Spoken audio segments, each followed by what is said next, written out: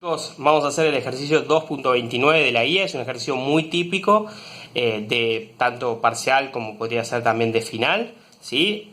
Tiene que ver sobre fórmula empírica, fórmula molecular, el número de fases, el número de componentes. Bien, dice, en un recipiente se mezclaron agua y un azúcar, carbono 12, hidrógeno 22, oxígeno 11. Estas fórmulas que me están dando ahí son las fórmulas moleculares. Lo que nos indica es cuántos átomos hay en cada molécula y de qué tipo es cada uno. Lo que después me va a preguntar, que va a tener que decir si es correcto o no, es el tema de las fórmulas empíricas. ¿Cómo se hace para obtener la fórmula empírica a partir de la molecular? Bueno, la fórmula empírica básicamente indica la mínima proporción. En los compuestos iónicos es la única fórmula que podemos expresar, porque no tienen moléculas y entonces no tienen principio ni fin. En las sustancias moleculares como el agua y este azúcar se pueden expresar las dos. La que nos dieron era la molecular. ¿Cómo hago para obtener la empírica en este caso? Bueno, la fórmula empírica indica la mínima proporción, con lo cual matemáticamente, para hacerlo cortito, lo que uno hace es simplificar las atomicidades. Siempre, por supuesto, manteniendo valores enteros. En el caso del agua, por ejemplo, como el oxígeno lleva un 1 de atomicidad, ya no se puede simplificar más, con lo cual la única que me queda es dividir por 1 y por lo tanto la fórmula empírica es exactamente igual que la molecular. ¿Qué pasa en el azúcar?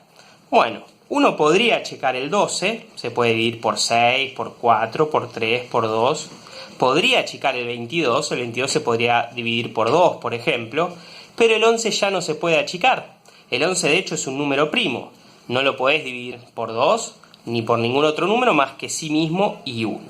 Con lo cual, el único número que me permite simplificar, entre comillas, los tres valores, las tres atomicidades, es 1.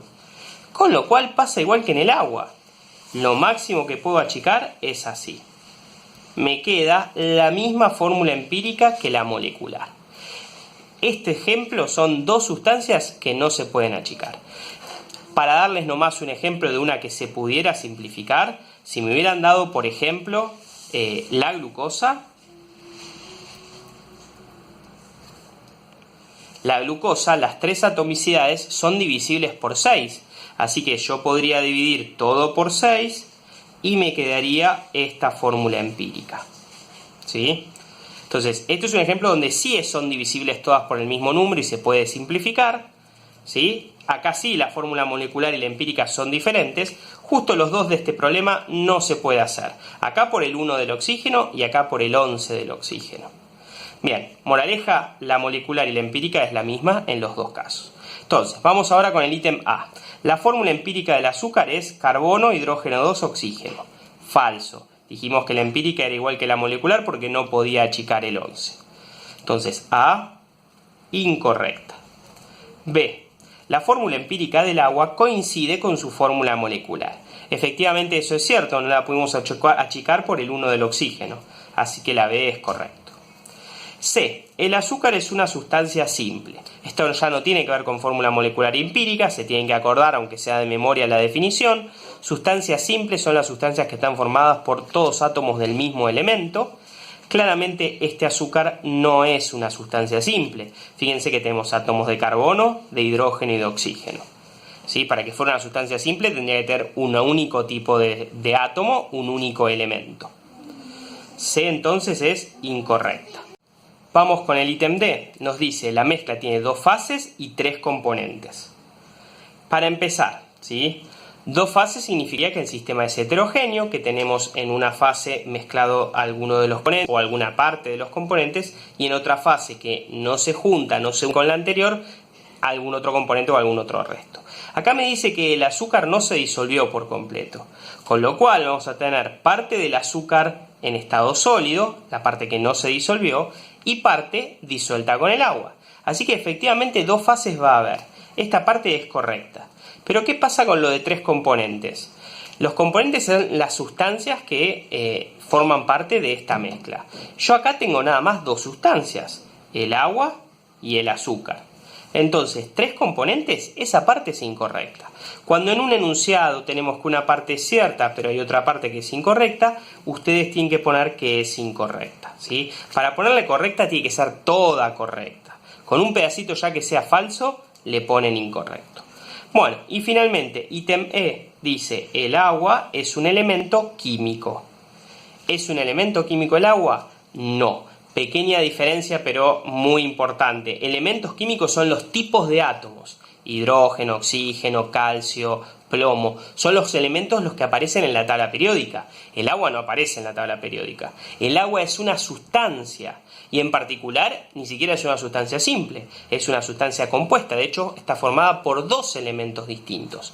Hidrógeno y oxígeno. Entonces, no confundir elemento con sustancia, ¿sí? Elementos son los tipos de átomos, son los cuadraditos de la tabla.